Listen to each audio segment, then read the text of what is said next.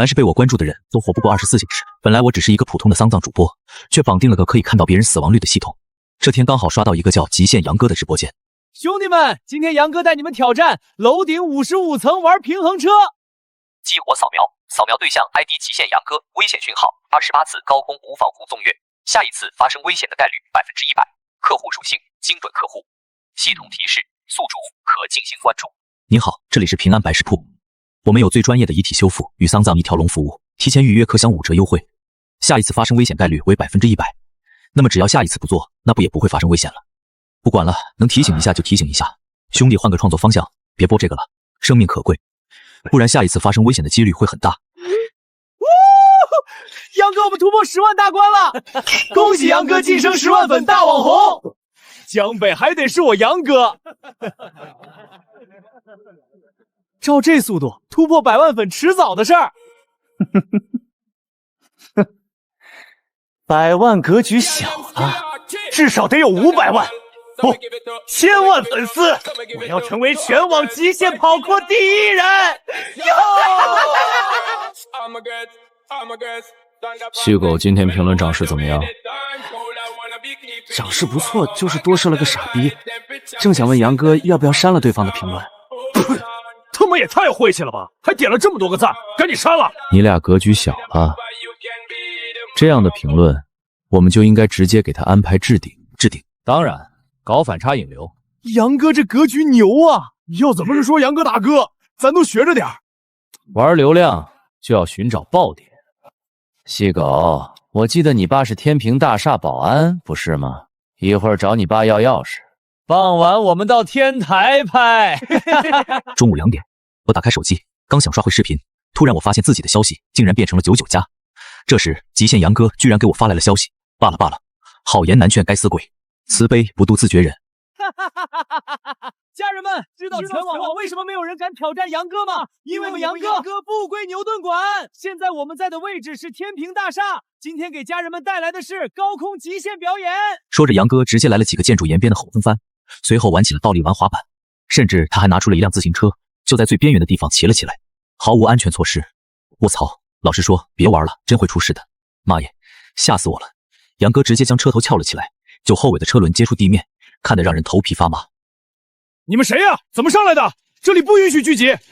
我们在拍视频呢。谁让你们在大厦楼顶拍视频的？这里掉下去就没命了，知道吗？赶紧走。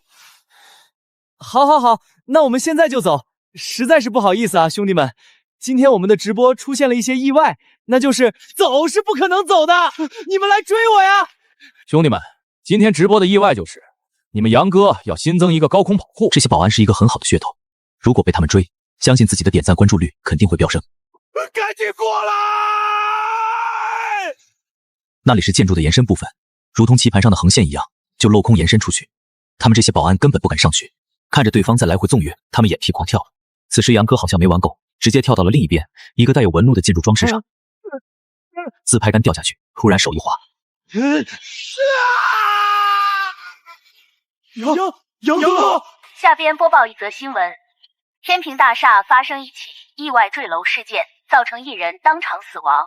各位粉丝们，我是钱阳的家属，我哥于今天傍晚6点在天平大厦意外坠楼了，这个账号就此停更。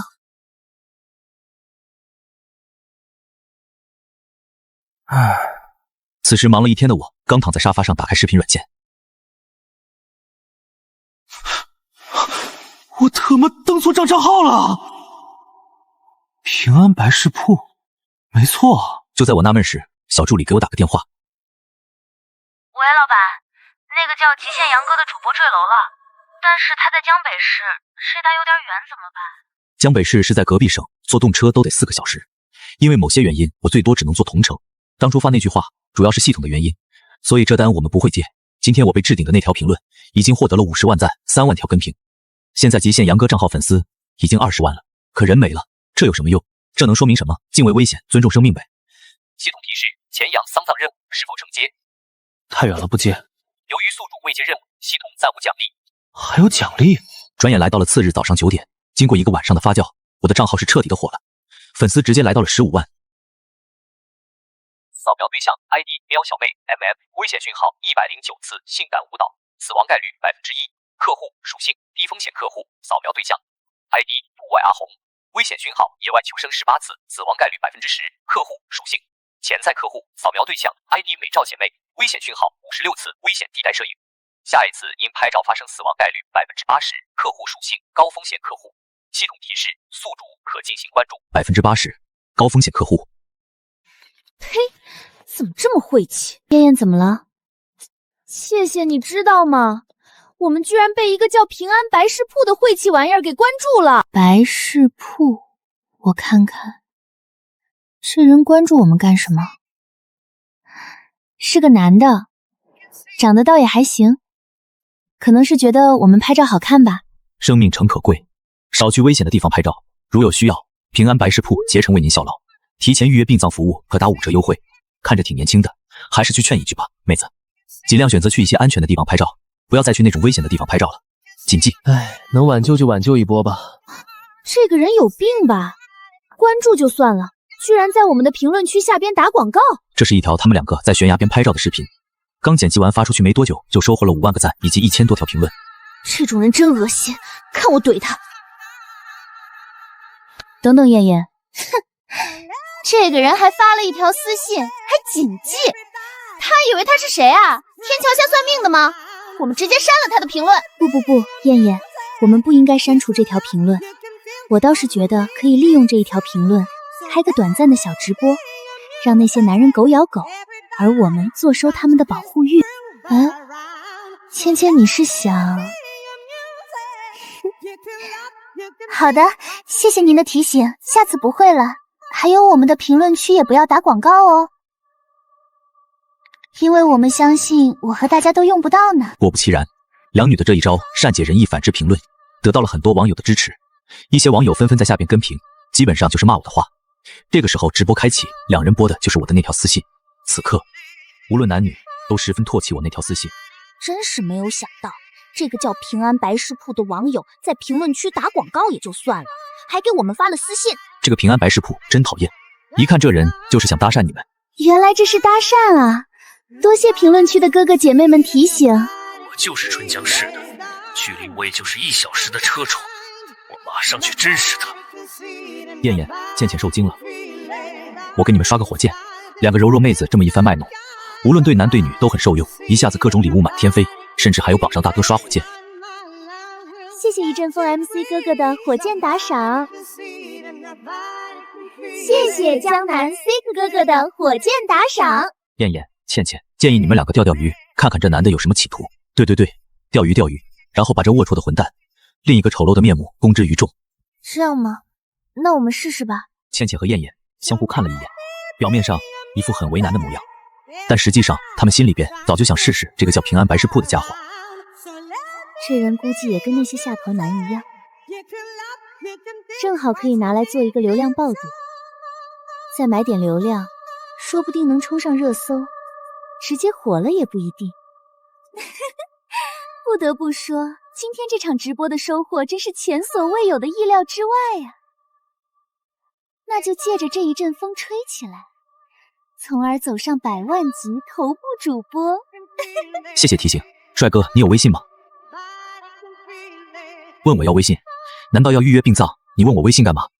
没，帅哥这么厉害，就想要加个微信多问问。问问，你是要预约殡葬吗？提前预约享5折优惠。当然不是预约殡葬了，只是想不通，帅哥，您是才怎么想到在我们评论区打广告的？我想我们这么年轻，肯定用不到，相信我的粉丝们也都用不着。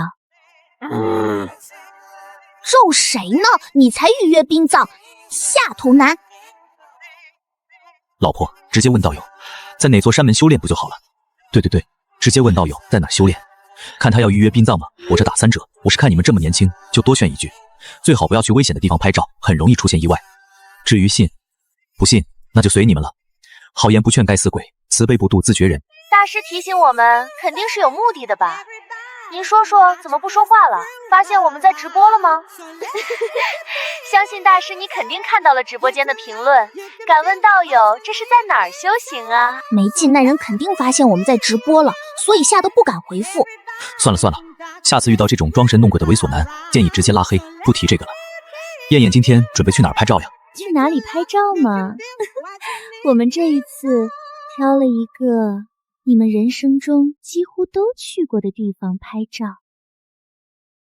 我们可是挑选了很久呢。人生中几乎都去过的地方。这时我刚好点进直播间，结果就恰巧听到这一句话，刹那眉头微微一蹙。系统提示：下一次因拍照死亡率80%，宿主已进行关注，客户属性高风险。下一次因拍照死亡率80%，看来我的提示被当成耳边风了。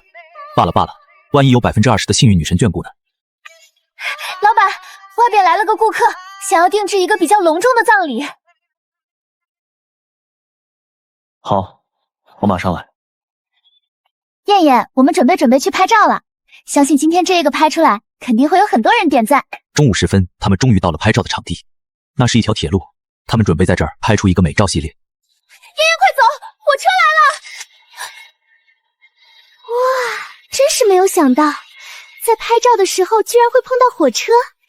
谢谢，你不觉得火车穿梭而过，有一种别样的唯美韵味吗？燕燕今天穿的是一身民国风的旗袍，谢谢。看到火车来了，顿时十分欣喜。行吧，那你要把握好距离哦。火车穿梭而来，我身上穿着的正好是旗袍，这样的视频后期可以处理成一种穿越时空的感觉，相信效果一定很棒。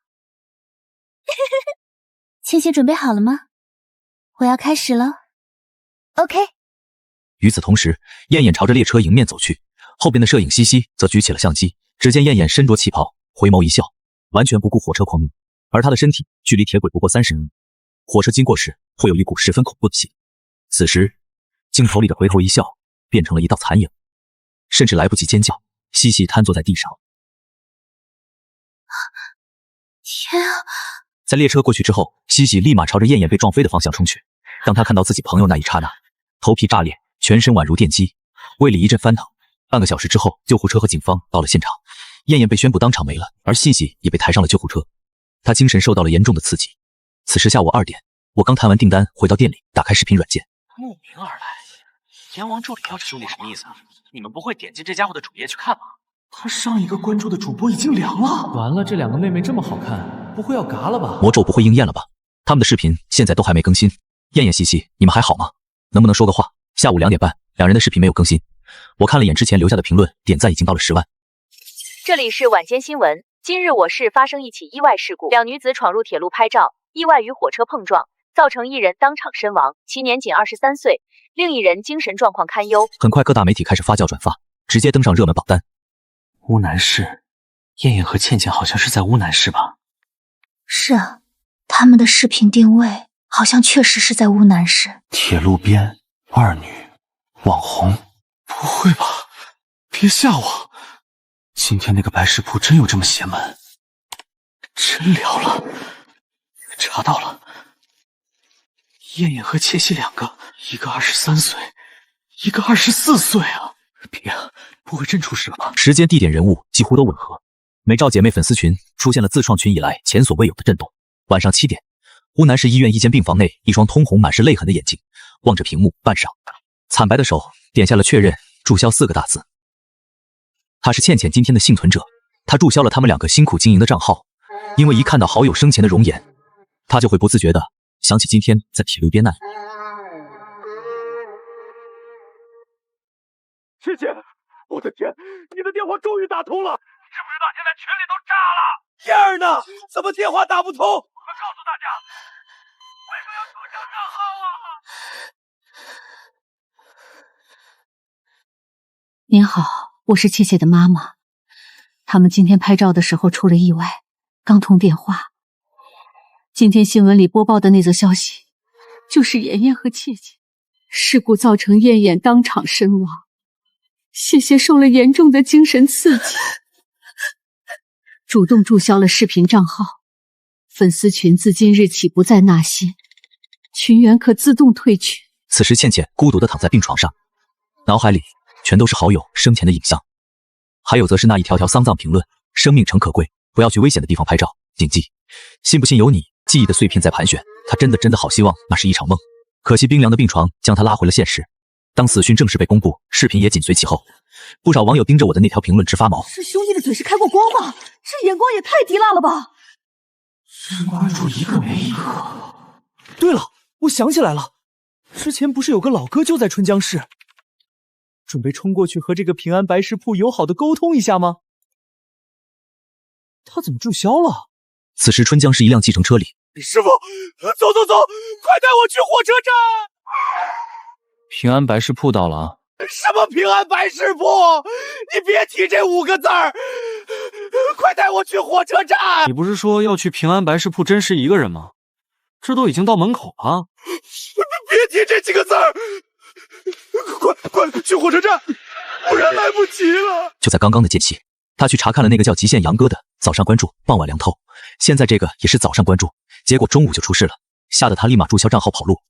次日早上9点，我的粉丝来到了55万，看来幸运女神还是没有眷顾他们。原本我以为那20%的几率应该能让他们活下来，结果谁能想到，宿主关注美照姐妹 ID 程艳艳已身亡，是否承接葬礼前往乌南市，全程2432公里，需25小时16分，2000多公里，开车要25个小时，还跨越5个省份，比之前那个极限杨哥还夸张，这怎么接？算了。系统提示：当宿主关注5个精准客户，将自动开启奖励。只要关注够5个精准客户，就能自动开启奖励。于是我继续刷起了视频。扫描对象 ID 徒步丽丽，危险讯号26天，公路旁徒步行走，下一刻发生危险概率100%。客户属性：精准客户。系统提示：请宿主尽快关注，请宿主尽快关注。你好，这里是平安白食铺，请不要进行徒步天葬等危险直播。如有需要，本店24小时服务，提前预约可享5折优惠。26次公路旁危险行为，发生危险概率是100%，能提醒就提醒下吧。我操，平安白食铺，传说中的阎王助理，哥们儿你来这里干嘛？该不会这主播要凉了吧？不是就一个关注，你们大惊小怪干什么？人家虽然是搞白事儿的，但也有爱好啊。当我关注 ID 徒步丽丽之后，不少网友蜂拥而至，纷纷在我这一条评论下面跟帖。大家早安，吃完早餐了，现在我们要把车拉到公路上去。与此同时，直播还在继续。视频里是个看起来很文静的姑娘，丽丽加油，真看不出来，这么柔弱的姑娘，居然敢做这么伟大的事情。一个人徒步去天葬，我们家丽丽最棒，别人的都是假徒步，只有我们家的丽丽是真正的徒步去天葬。没想到今天居然有上千人看我直播，那我们现在就出发吧。今天又是美好的一天啊！往日只有几百个人观看直播，今天居然达到了4位数。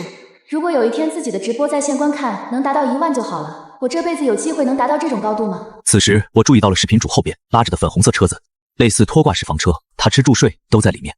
只不过真正的拖挂式房车前面是车子拉，而他这个是纯人力拉。系统提示：下一秒因旅行车发生危险概率100%。不好，然而下一秒太快，我还没来得及提醒，镜头里便传来一道惨叫声。啊，怎么了？我操，怎么回事？120快打电话叫120，真出事了，不会这么邪门吧？有没有朋友在附近的？赶紧过去看看，救人要紧，救命救命！屏幕画面是黑屏，但能听到声音，那是一道道哀嚎声。因为是实时直播，很快消息冲上热搜，伴随着事件发酵，直播间的关注人数从最初的1000人变成了1万人，又从1万人变成了10万，最终到现在的100万。这个数字是之前徒步丽丽做梦都没想到的数字。此时直播间关闭。徒步天葬网红丽丽事件最新进展。根据参与救援的相关人员表示，警方与救援人员已经到达现场，发现一女子被碾压车下，已无生命体征。真凉了，第3个了都。是啊，太邪门了吧！你们有没有发现一个规律？他第1个关注的人大约到晚上才出事，第2个关注的人中午出事，第3个关注的人刚关注完大约10来分钟就出事了。那按照这规律，阎王助理下一个关注的人岂不是立马原地？终究是误判了。之前我以为会发生车祸，就提醒对方在公路边行走注意安全，结果谁能想到呢？事故居然发生在他自己改装的拖车上。小韩姐，我们公司的账号火了，真火了，粉丝突破70万了。此时短视频热搜榜上全是讨论我的话题，这人邪门，建议掌握动态，兄弟们别露头，避免被关注。平安白食铺啊，特么，这不是在我小区门口对面？老板很帅啊，没有这么邪门的吧？会不会这是意外？1次是意外，2次也算意外，但3次这你也说是意外，是不是太牵强了？阿伟、小韩姐，你们说今天有没有可能冲破100万？应该到不了，估计也就是90万出头。但你们想想，公司的账号3天前关注人数不到1000，这怕已经是全网最快涨粉速度了吧？老板这账号真是晋升神速。下午我在办公室喝茶，随后顺带刷了一下视频，结果就看到一个来自隔壁太太的网红正在直播做菜。扫描对象 ID 萨瓦迪卡小厨娘，长期过度劳累直播，身体各项指标欠缺，发生危险概率100%，属于高风险人群，请宿主尽快关注。看着对方黑眼圈那么明显，就又发了一条评论，叫对方注意身体。和我刚说完话，在直播炒菜的萨瓦迪卡网红面带笑容，下一秒突然表情有些呆滞，紧接着整个人像是失去了支撑一样往前倾斜。所有看直播的粉丝目睹这一切，不是吧？又没了一个。哥，你哪是阎王助理啊，你就是活阎王！此时我那条注意身体的评论下，无数网友纷纷崩溃。又没了一个。小汉姐邪门吧？你在这里这么长时间，难道没发现老板是一个这么特别的人？我哪知道，老板看上去就很正常啊，谁知道还有隐藏的阎王身份。韩姐，你有没有发现老板看上去特别年轻，就是皮肤很好？你们说老板会不会是那种鬼怪？鬼怪就是那种活了上千年，一直容颜不老的那种，目的只是为了等待转世的他。啊，你们在聊什么呀？什么人的神呢？没什么，我们是在聊老板粉丝突破100万，值得祝贺。没事就提前下班吧，大家回去注意。3个人像是触碰到什么禁忌一样。不用注意，我们年轻人不用注意身体。他们只知道上一个被老板说注意身体，1秒钟后猝死。不是注意身体，我是叫你们回去要注意休息。明天早上我准备拍摄一段视频，你们都是有任务的。那老板我们就先走了，明天保证准时到场。老板，今天我们要拍什么视频啊？难道又是推荐我们的白事铺？不是推荐店铺，我主要是今天想拍摄一个澄清视频。澄清视频？老板你要澄清什么？脚踏数条船被曝光了，或者你实际上是隐婚，然后去勾搭其他妹子被发现了？再难道是老板你去那个了？要真这样的话，可太劲爆了！李甜甜听到这话，瞬间一阵头脑风暴，表情也越发的匪夷所思了起来。什么玩意儿？现在这年头，妹子脑子里就这些东西。天哥，你要澄清什么呀？难道是早上来违反交规被抓住了？但那最多也就是发个朋友圈啊。我写好的内容，你们自己看。这就是我一会儿打算录制的视频。大家好，我是平安白食铺的经营人。最近网上出现了许多关于我的谬传，实际上我就是一个老老实实做殡葬行业的普通人，并没有那么诡异。之前发生的事，主要是他们本身从事比较危险的直播，或者不爱惜身体，比如高空极限。当然，如果大家有丧葬介绍，也欢迎找我。平安白食铺24小时殡葬服务。老板，要不你随机进入一个直播间试试看，这样也能打消大家的疑虑。随机点个吧，就吃播区，怎么样？应该安全点。于是我在吃播区里刷着直播。兄弟们，这里有家自助餐，44元一份。今天我们来给他上一课。兄弟们，干了，奥利给！只见两人一盘一盘的吃着，什么烤串、肘子、海鲜、肥牛，就是各种吃。我直播间里的不少网友也看到我进了胖哥直播间，顿时纷纷搜索房间名挤了进去。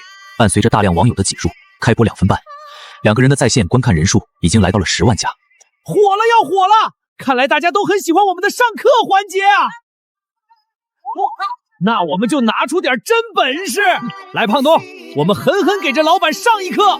好，胖墩，那我们就给这年轻的老板上一课。10万人100万人气，这是他们之前梦寐以求的存在。他们现在无比兴奋，下一秒面前的碟子跟人一样高。你们有没有发现，主播还没有点关注？是啊，怎么还没点关注啊？等的花儿都谢了。这位老哥，你发现了盲点。确实啊，他今天就是来澄清的。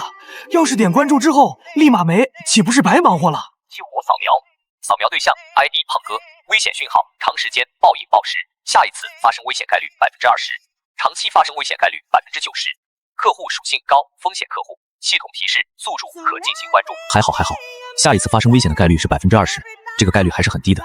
20%的概率怎么可能会没呢？对吧？真点关注了，好家伙，隔着屏幕莫名眼皮狂跳。刚有个老哥预言说上一个用了30秒，这个估计在15秒以内开始倒计时吧。此时我点开胖哥的评论区，正想提醒他们注意身体，结果我看到胖哥的评论区已经沦陷了。平安白食铺点了关注。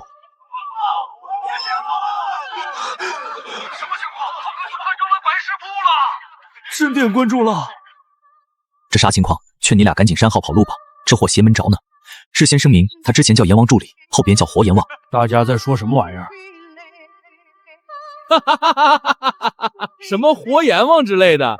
今天的家人们有点意思啊！这里是平安白食铺，建议2位控制饮食，长期暴饮，暴食对身体不好。我说嘛，今天这评论区怎么怪兮兮的？你瞅瞅，原来咱哥俩吸引了一个搞白事儿的关注了。呸！真特么晦气。罢了罢了，好自为之吧。根据之前那位语言很准的老哥，这2个只剩下8秒了，现在还剩下7秒、6秒、5秒。你说大家这是不是太过于浮夸？居然还倒数了起来。都说了之前是意外了。是啊，确实是有点。此时胖哥不吃了，因为看着这些评论，他就觉得好笑。今天什么日子？挺有趣儿。30秒了吧？平安白事铺不是活阎王吗？几秒很快过去，时间来到了2分半的半分钟。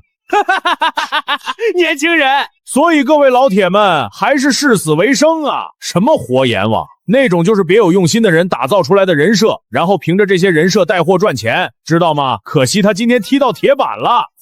不应该啊，怎么会没事啊？老哥，你不是说15秒吗？是啊，奇了怪了。正常按照之前的规律来说，15秒应该是要没了才对，为什么就不灵了呢？有没有可能这件事真的是意外？确实，这世界上有太多离谱的意外了，并不能说因为离谱就否定对方的存在。早说了，大家要相信科学。这世界上哪有那么多诡异的事儿？终于蒙混过关了。是啊，这世界本就没有那么多诡异的事，也请大家相信我们的老板，一个老老实实做3藏行业的人。行了，那我们今天的直播就到这里了。如果有殡葬需求，欢迎大家咨询，粉丝打5折优惠啊！主播，我家的狗狗死了，想给它办个葬礼，可以吗？我想起来了，之前的评论对方都打了广告，现在没打广告，那个该不会就是咒术吧？一说就没的那种啊！狗狗的葬礼当然是可以办的，还有那些说广告是咒术的网友，你们这就有点过分了。大家确实有点离谱，这只是我们店的普通广告语而已。普通广告？不信。老板，要不你评论一条，这样也能打消大家的顾虑。唉，最终迫于无奈，我编辑了一条评论。这里是平安白事铺，建议2位控制饮食，长期暴饮暴食对身体不好。如果有殡葬需求，欢迎咨询，提前预约可享5折优惠。没想到刚在评论区提醒完对方注意身体，下一秒这人就倒了下去。不应该啊，系统不是说了，下一次进行危险直播的死亡概率是20%，长期以往死亡率才有90%。这怎么刚说完对方就趴下了？恐怖如斯，真凉了。你看看，人直接没了，还说这不是咒术，大胆常威。你还敢说你不会武功？这人怎么解释？弱弱的提醒一句，你们是不是忘记了主播叫什么名字？春江本地人告诉你，他叫张凌天，就是凌天，意思就是被他关注过的人都活不到明天。伴随着我的话显灵，此刻胖哥的直播间涌入了大量人群，同时在线人数达到了20万人，胖哥的关注人数也大量上升，粉丝来到60多万。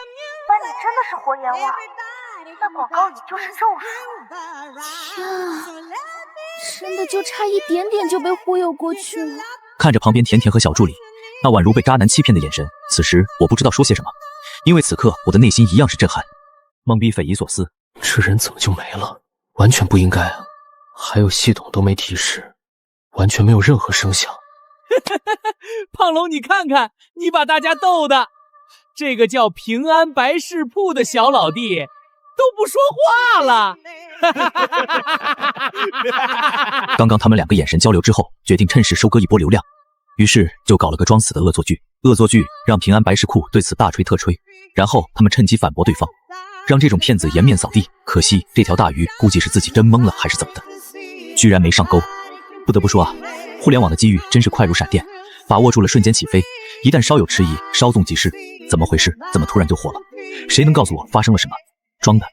哎，他不是没了吗？对方是装的。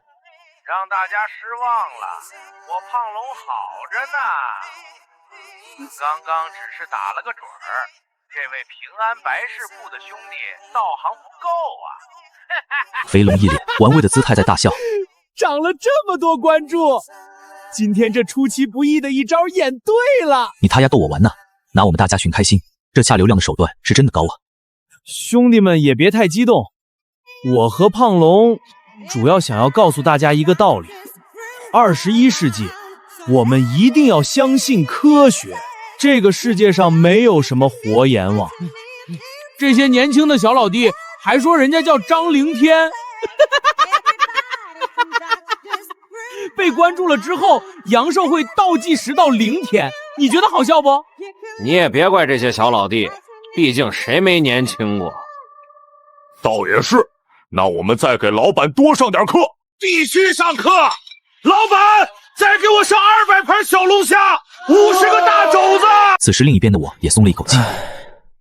大家一定要相信科学，这个世界上哪有什么魑魅魍魉、神鬼活阎王？你们看，被耍了吧？要是真凉了，这活阎王的帽子怕得被电焊焊死在我头上。天哥是我们冤枉你了，所以说这个世界上最危险的还是人啊！主播，下次我们家狗狗死了，我也找你帮忙办葬礼。可以的，狗狗的葬礼当然是可以办的。时间不早了，我们今天直播就到这里了。如果有殡葬需求，欢迎大家咨询，粉丝打5折优惠哦。呸！刚刚那些玩意儿真特么难吃。自助餐嘛，能好吃到哪里去？不过这商家倒也大方。一天天到晚就吃这些，怎么还想搞点纯的？搞！肥龙大手一挥，然后直接进入了超市。半个小时之后，一间房子内一整桌都是菜，两个人又开始吃了起来。吃着吃着，胖龙缓缓趴在了桌子上。都是瞎说，什么被张凌天关注救活凌天吗？这简直就是诽谤我们老板！不是甜甜，你咋把名称改成这样了？那还不是因为老板之前邪门，就为了避免让他关注到我，就弄了一个大宠化的名字。反正老板的关注者下面不少都是这样的名，嘿嘿嘿。所以不要盲从，一定要多方面去了解。比如我就一直认为天哥跟我们一样，都是正常的人类，唯一不同于我的就是他长得帅一点。老板一会儿可以互关啊，我还没被100万级主播关注过呢。阿伟，你变了，你居然学会拍卖老板马屁了。不过我也想要一个关注。好，回头我都给你们关注上。小韩也是。胖龙，你这家伙今天演的那一出是真的完美，我们直接涨粉了将近10万啊，太完美了！你小子赶紧起来，咱们今晚不醉不休，回头再找一个跟我们演双簧，相信用不了多久必火。龙哥，我也敬你，这么下去成为吃播区 TOP 10，晋升100万主播指日可待。你这家伙怎么了？不是说了肚子还饿，晚上烤点的吗？怎么现在就熄火睡觉了？赶紧给我起来！龙哥，胖龙，他这是怎么了？龙哥好像没有呼吸了，心跳也停止了，快打120！医生，怎么样了？没事吧？通知家属准备后事吧，已经没有抢救的必要了。没了。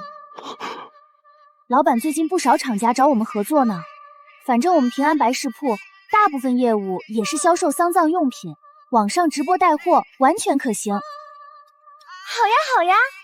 系统提示：宿主关注客户 ID 胖哥已经没了。什么情况？甜甜，你这怎么了？胖龙没了。甜甜，这玩笑可不兴开，他该不会又是搞什么恶作剧骗流量吧？是真的。我刚刚在那边的同学打电话给我说，胖龙没了，他是参与抢救的一员。今天甜甜刚跟这个同学吐槽，胖哥用他们老板骗流量，结果晚上就收到了他的电话，真没了。刹那3人背后凉透，那一种既视感，就好像是恐怖电影里鬼站在身后，我回头去看的感觉。胖龙西南市人，没的原因是暴饮暴食导致。是否承办葬礼？承办葬礼可开启系统奖励。在隔壁吗？挺近的。承办。系统提示：奖励将在宿主成功承办葬礼后下发。天天暴饮暴食，看看出事了吧？是啊，就该暴饮暴食。老板，我先上个厕所。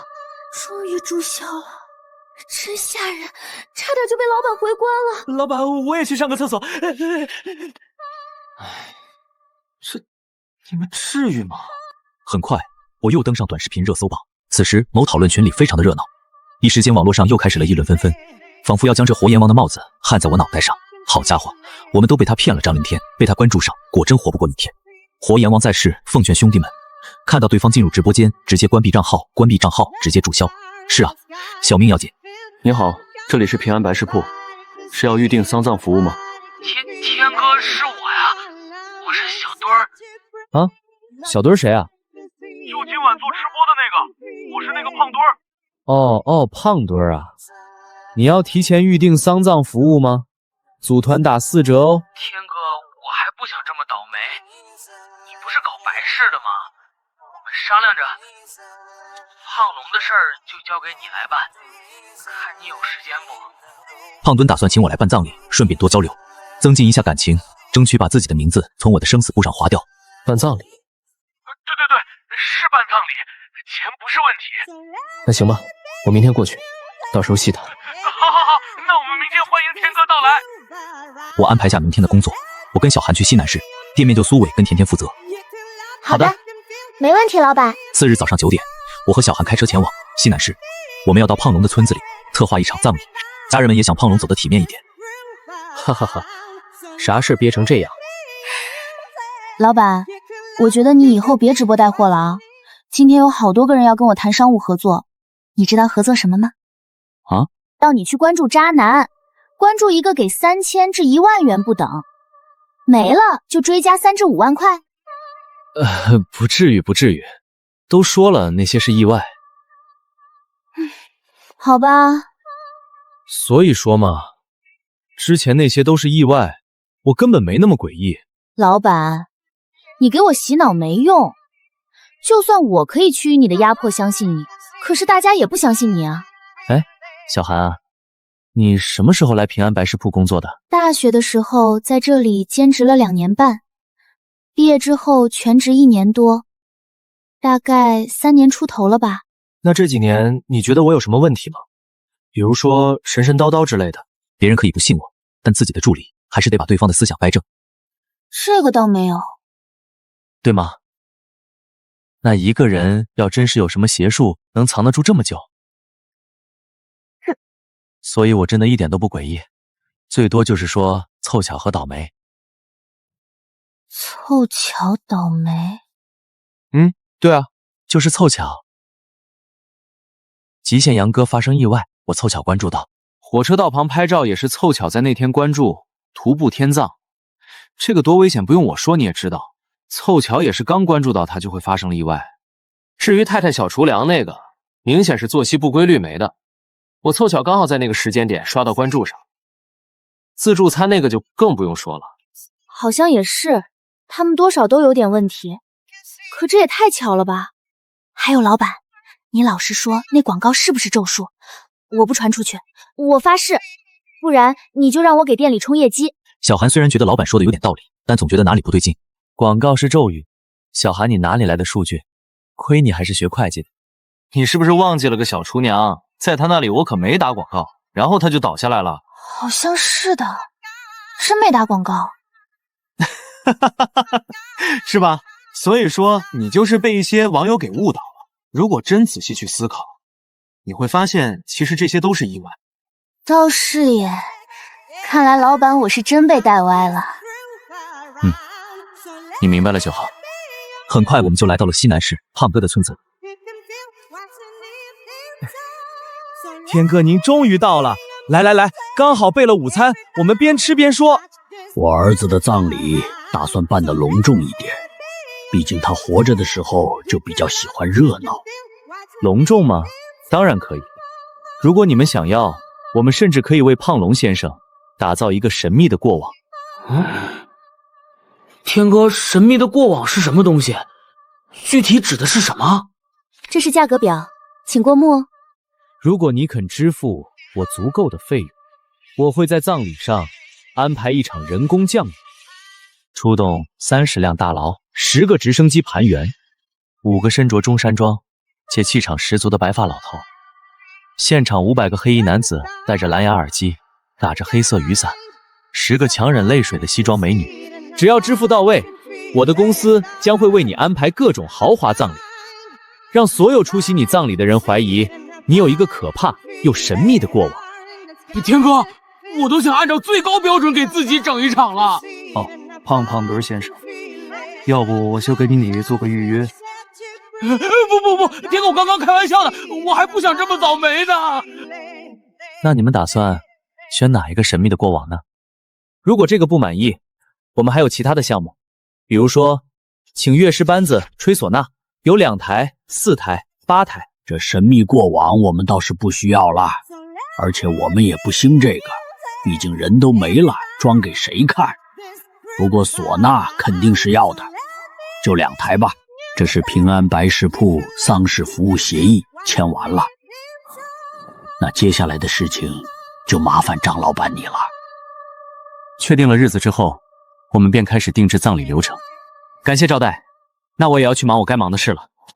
喂，你好，我们这里专业办理丧事一条龙服务，支持前6分钟试烧，不满意可重新下单。不用了，谢谢天哥。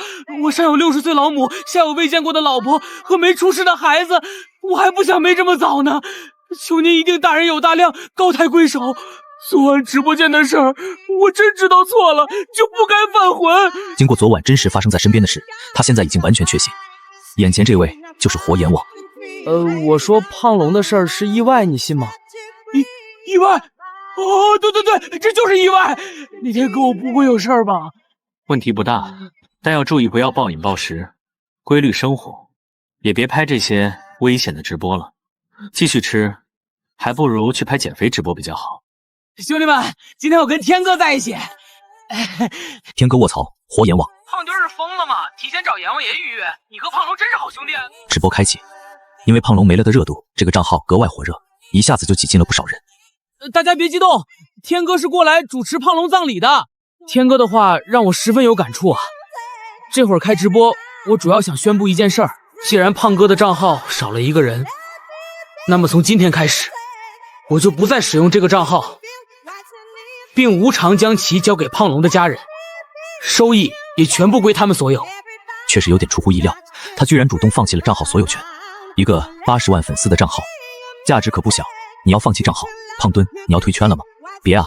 不会的，刚刚天哥给我指了一条活路，那就是进行减肥直播。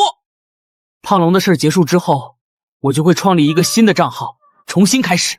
天哥，你能在直播间说2句话吗？你这个身体早应该去减肥了，好好努力，争取早日减下来。本来我不打算开口，不过这胖墩的举动确实是打动了我。此时我们走到了村口，见到我出现，一辆面包车的车门迅速打开，我们看着肩扛摄影机手拿话筒的几人，顿时满头问号。你好，请问您是平安白事铺的张先生吗？我们是川北焦点卫视工作人，我叫小美。今天过来主要是想采访一下你们关于成为近期热点的事。你好，我们比较忙，暂时不接受采访。张先生，我们只占用您1点时间，我们想知道你对网上现在称呼你为活阎王的事情怎么看？您是真的有魔法吗？你觉得这个世界上有魔法吗？本来我是不相信有的，但自从遇见了您，我动摇了。毕竟您关注的人都接二连三的出现了意外。作为媒体人士，更要相信科学，反对迷信。这个世界上哪有什么活阎王，什么魔法？之前关注的那些人，或多或少都是自己有点问题的。活阎王先生，这已经第5个了。我们川北卫视虽然是地方的电视台，但也面向全国。您这会儿在这儿，有什么要对我们观众朋友们说的吗？我们要相信科学，这是意外。相信科学，这是意外。当然了，这世界哪有什么神鬼，假的都是假的。几句话之后，我们以有事为由结束了采访。天哥，怎么了？天哥，飞龙是我的好搭档，也是好兄弟。刚刚叔叔阿姨经济实力有些拿不出太多的钱，这样，你帮我升级到8台唢呐的神秘葬礼，再安排10辆大牢吧，然后再来30个穿西装打着黑伞的，增加点皮革。做直播这么长时间，他也挣了一点钱，拿出一点就相当于是跟自己兄弟道别。希望他一路好走，也让乡里乡亲知道大龙在外边混出点出息来了。行，没问题。谢谢天哥，祝天哥在人间一切顺利。什么叫在人间一切顺利？合着自己除了人间还能去哪儿？不是，小韩你怎么哭了？突然，我注意到副驾上自己的小助理，眼泪滴答滴答的往下掉，顿时我懵逼到了极致。啥情况啊？这是？老板说我是不是那种特别傻，被人卖了还帮人家数钱的那种人啊？为什么这么说？看来不谈恋爱是对的，因为我感觉自己跟不上妹子的脑回路。就比如这个，我压根不知道她为什么哭。大概是我被老板卖了吧，我感觉自己被骗得好惨，居然相信了老板的鬼话。什么相信科学，那都是意外。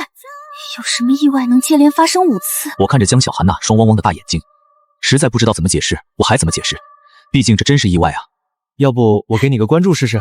你刚注册的新号叫一只小白鹅，对吧？1天后，亲友奔丧8台唢呐震天，还有黑衣人撑着黑色的伞，像是黑社会大哥的葬礼一般。不少人都被这神秘而震撼的葬礼给惊呆了，甚至这葬礼还上了本地的新闻。二大爷隔壁这胖龙到底是干啥的？看这阵仗，身份不一般啊！完成第1场葬礼，请领取系统奖励，领取奖励里任务奖励发放完毕。恭喜宿主开启人员分类评级功能，丧葬费翻倍。本系统所奖励的金钱皆为税后奖励。税后的双倍奖励，这个好啊！胖龙的葬礼抹零之后，一共收到了5万元丧葬费，除去各项费用，毛利2万元左右。现在得到了个双倍丧葬费奖励，系统又给了5万，相当于这单直接挣了7万。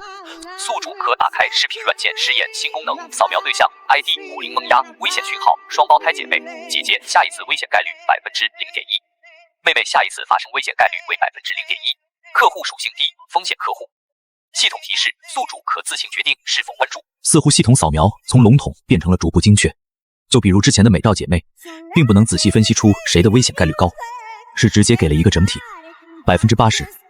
我们公司的账号看来今天就能达到150万粉丝了。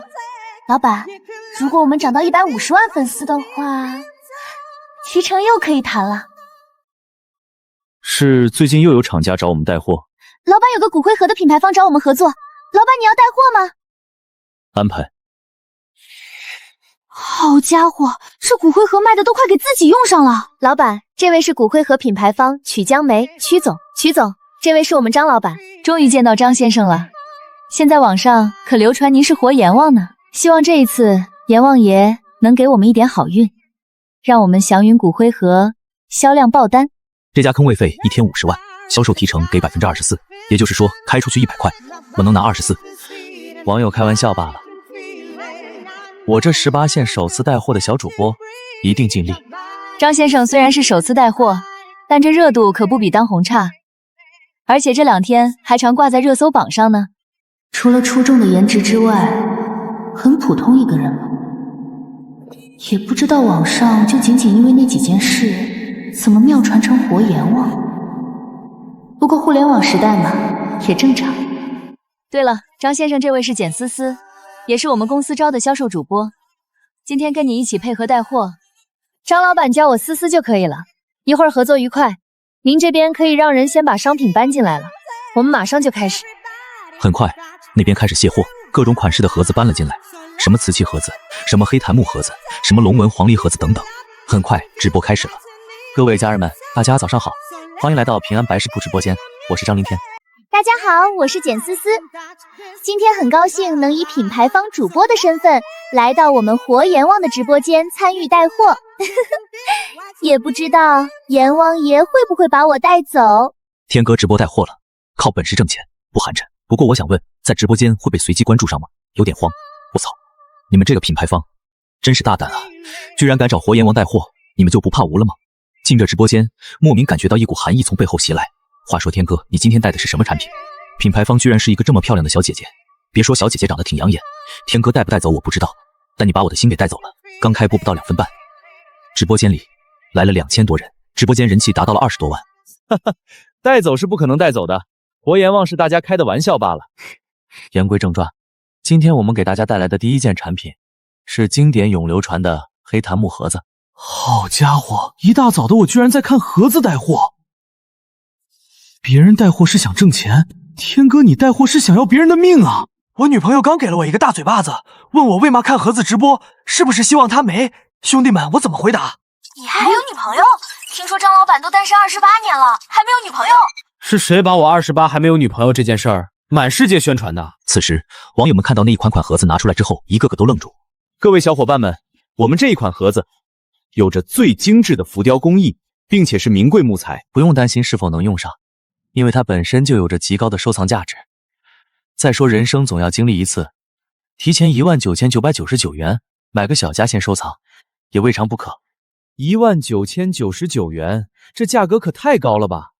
既然是首次开直播，得给粉丝发福利不是？不行，张老板，这个不可以的，这样我们连人工费都不够。兄弟们，原价19999的，今天在我直播间，我给大家谋一波福利，来19999，要不要？15099，要不要？要不要？11999，要不要？哎，告诉我今天定价多少？9999，9199一个。来看一下，看这个质量怎么样？给力！我数3个数，上链接，3、2、1，兄弟们给我冲！直播在继续，因为都是剧本，我和简思思两个搭档一唱一和，而品牌方曲小姐则偶尔加入卖惨，说绝对不可以。中午12点直播结束，结果销量还不错，一个早上售出接近200个。张先生辛苦辛苦。地方太窄了，我觉得你要是想发展直播的话，这地方至少得扩建一下。哈哈，确实。等回头单子过了再扩建一下吧。激活扫描，扫描对象 ID 主播简思思，危险讯号，长期因不正当价值观发生过多次危险行为，下一次因美丽发生危险概率99%。客户属性为精准客户，系统提示速度可进行关注。此时我无意间瞟了一眼摆在旁边的直播设备里的直播回放，为精准客户，这骨灰盒卖的都快给自己用上了。张老板，你这么看着我干嘛？老板该不会跟这个女主播对上眼了吧？老板单身28年，从事丧葬行业，平时接触的妹子也比较少，现在突然被个青春靓丽的女主播勾走了也正常。因不正当价值观长期进行危险行为，下次因美丽发生危险的概率高达99%。可这个因美丽而出事是她男朋友，还是一些意外的人和事？思思小姐谈恋爱了吗？哎，张老板还挺直接啊，他们居然说你没女朋友，我真是有点不相信。张帅哥，我隆重介绍一下自己，我叫简思思，今年24岁，本科学历，身高172，体重98斤，暂时还没有男朋友。虽然是个开白事铺的，但是有100多万的粉丝，我的粉丝也才4万，人长得倒挺帅，如果他愿意，倒是真可以尝试接触一下。刚见面，张先生这就要把我们销售部的思思主播给拐走了，倒是郎才女貌。拐走倒不会，既然思思小姐没有男朋友，那有没有特别热情的粉丝或者榜一大哥？有的话，建议一定不要轻易见面。既然没男朋友，那肯定不是因为恋爱，莫非是那些榜一大哥？榜一大哥我也想有一个，可惜没人看得上。至于见面，更是不可能了。张先生，我们名下的主播都是很简淑的女孩子，乌烟瘴气的也不会招进来的。说话这么赤裸，这辈子估计找不到女朋友了。到底漏了哪些？还有什么是因美丽而发生危险的？而且不良价值观，这具体又指什么？张先生，您这是？难道这位张先生有特别的癖好，不喜欢这口，喜欢那种放浪狂野的？思思小姐十分真诚地劝告一句，如果你有整容习惯的话，建议以后也不要再去接触这些东西。男朋友也没有，榜一大哥也没有，那就只有整容了。整容这玩意在女主播里边算是挺流行的，但稍有不慎还是会出现生命危险。这盲目整容风实际上也是一种不正当的价值观啊。张先生，你看我这张脸有几分像是整容的？你捏捏这鼻子，你看看这下巴，我是整容过的吗？这都还没有成为男女朋友呢，你就管这么宽？家住海边吗？什么人啊这是？张先生，恋爱不是这样谈的。思思，老板，你跟人家有仇吧？问人家有没有男朋友这算正常，可问人家有没有榜一大哥，平时会不会跟榜一大哥出去，这就露骨了呀。特别是还补充了一个整容。唉，好言难劝该死鬼，慈悲不渡自绝人啊。希望真的没有吧。于是你默默地顺着链接来到了简思思的账号下，默默地点上关注。老板，你没什么，只是有种守护叫关注。去给我泡杯茶来吧。反正该说的都说了，但愿他能自己听进去。你看吧，我就说人家就是嘴巴有点笨，实际上内心是很关心你的，不然好端端的关注你的账号干嘛？对吧？外边的一辆房车，那是曲江梅和简思思吃饭午休的场所。只见对方正一副苦口婆心的姿态在劝说。不是曲总，主要是这个人脑子有大病，话里话外在怀疑我是那种女的。更过分的是，他居然还怀疑我整容，你就说我哪点像是那种人？思思作为女人，目光要长远，这个人说不定有点精神洁癖，也不一定呢。但你看今天他带货效果是不是很不错？而且对方账号这么多粉丝，你要是跟他传出点绯闻出来，是不是账号也跟着蹭光了？是不是就可以狠狠的捞一笔？哎，这倒也是。所以嘛，想要走得长远，我们除了自身的能力之外，还是需要一些台阶的。我知道了，曲总。不用这么生分，叫我曲姐就好。你看看对方这关注给你点了之后，是不是一下子就涨了不少粉丝了？到时候这热点我们公司也会帮你推。我们是业内的大公司，最近正想打造一批头部带货主播呢。谢谢曲姐。张先生，您这事儿做的可不厚道啊，居然悄咪咪的给我们思思点关注了。其实问我要个微信，我直接推给你就好了吗？什么？老板给思思点关注了？是啊，搞得我这品牌方都给吃醋了。要不我给曲总你也点一个？必须点，必须点。我们祥云骨灰盒有限公司想抱抱平安白事铺的大腿呢。